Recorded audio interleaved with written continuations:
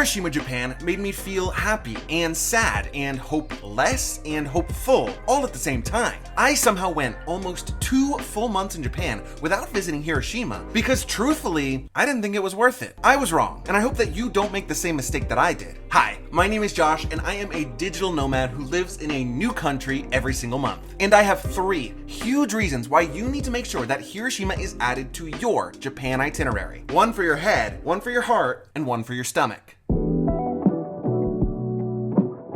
My head is the reason that I didn't visit Hiroshima for so long. On a map, it does seem a little out of the way, especially if you're based out of Tokyo. You either have to fly or it's a little over 5 hours away by bullet train. Either way, it's a journey. I had just spent a couple days in Sapporo, which is already a good distance away from Tokyo, so I decided that since I was planning to fly anyway, I might as well book a flight down to Hiroshima. Now, when you hear Hiroshima, you most likely think of the atomic bomb dropped by the United States during World War II. And that's how it should be. It is one of the most serious and devastating acts of war that has ever taken place on planet Earth. All of the most popular things to do within the city of Hiroshima itself relate to the atomic bombing, which took place on August 6th, 1945. As someone from the United States, it's easy to compartmentalize these things when you're just at home or in your elementary school history class. We are told that this was simply how the USA ended the war, that it was supposedly necessary, that it was good and right. You tuck all that information away, and to be honest, you don't really think about it very hard ever again. That is, until you are in the place and standing face to face with the photos of thousands of people who lost their lives in the blink of an eye, and thousands more who would proceed to lose their lives in the years afterwards. The dome itself is the only remaining piece of architecture to survive the dropping of the bomb. Its positioning, which was essentially right underneath the heart of the mushroom cloud, allowed it to remain somewhat intact. The rest of the city has been rebuilt, but it hasn't forgotten about its past. The collection of museums at the Peace Park put things into perspective in an even deeper way. There are huge displays that represent what the city once looked like before the bomb was dropped, as well as other relics of fused metal, damaged clothing, and artwork by Hiroshima locals depicting what they had seen in the immediate aftermath. It should go without saying that all of this should be reason enough to visit Hiroshima all by itself. But thankfully, it isn't the only reason. If you are a history buff and you're looking to see some Japanese history from before the war, a modern recreation of Hiroshima Castle is available for you to tour as well. The energy here is much lighter and even kind of fun. As you can tell by the fact that I'm just having the absolute time of my life wearing this samurai helmet. This is the coolest thing I've ever worn on my hat. I wish I could have kept it. The coolest thing I've ever worn on my hat? I got there right at sunset, which was beautiful. That said, it was basically closing time, so I didn't get to see much of the various exhibits. However, I do love that history buffs have something to see and explore in Hiroshima that isn't just related to the atomic bombing. But maybe you're not into history. Maybe you prefer to travel with your heart instead of your head. You're interested in seeing cultural sites and beautiful things. If that's you, don't worry. There is a whole day trip just outside of Hiroshima waiting for you.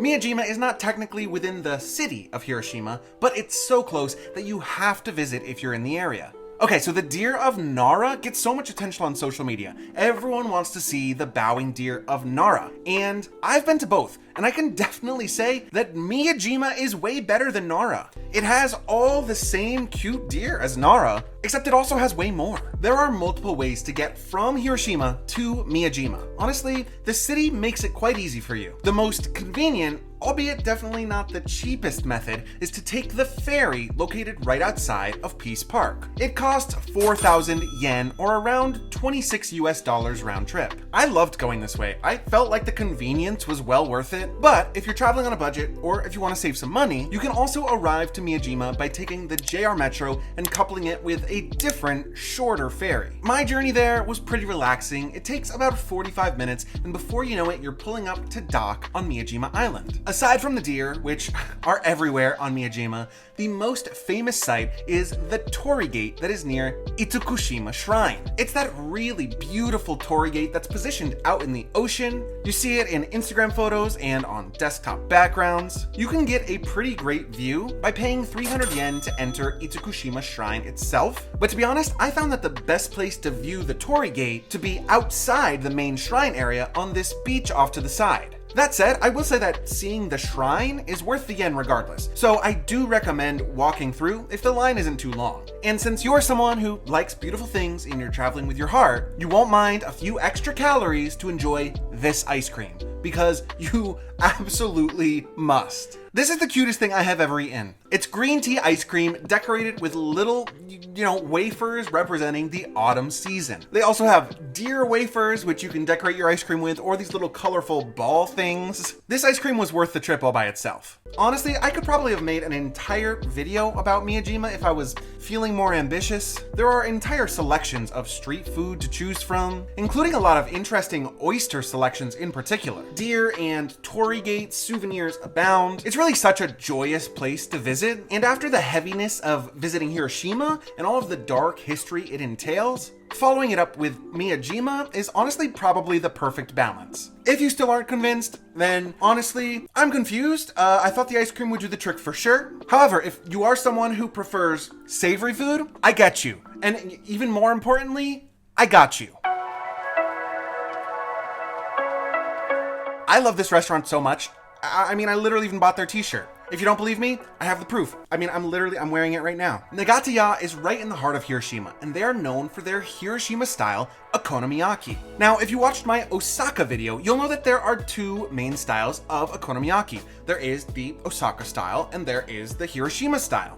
Don't tell Osaka, but I like Hiroshima's better. Like by a lot. Okonomiyaki in Hiroshima essentially uses egg as a congealing base, incorporates some sort of a noodle of your choosing. I selected udon, and then adds some sort of something, meats, onions, whatever, into the mix. After all that's done, they'll put this sort of like a brown sauce and a mayo on top, and you slice it up with your little, with your little wedge cutter, almost like it's a pizza. All of this is done right in front of you while you watch, and it tastes phenomenal. There are a few popular okonomiyaki restaurants in town, but undoubtedly NAGATA-YA is up there with the best. There's always a line outside. When I got there, the sign said that it would be a 90-minute wait. Thankfully for me, it ended up being only a 30-minute wait. Either way, it was well worth it. I also think that NAGATA-YA represents the dichotomy of Hiroshima really well. Why? Because it's effectively right under the spot where the atomic bomb was dropped almost 80 years ago.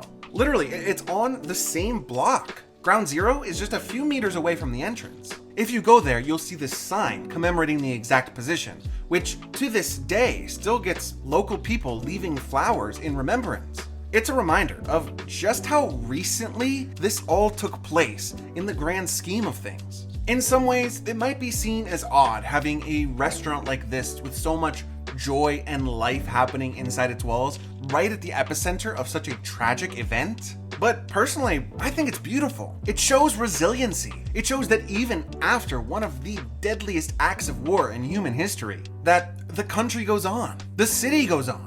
Heck, even the block where the atomic bomb was dropped itself goes on and on and on. I cried both happy tears and sad tears in Hiroshima. Were the happy tears related to eating the green tea ice cream?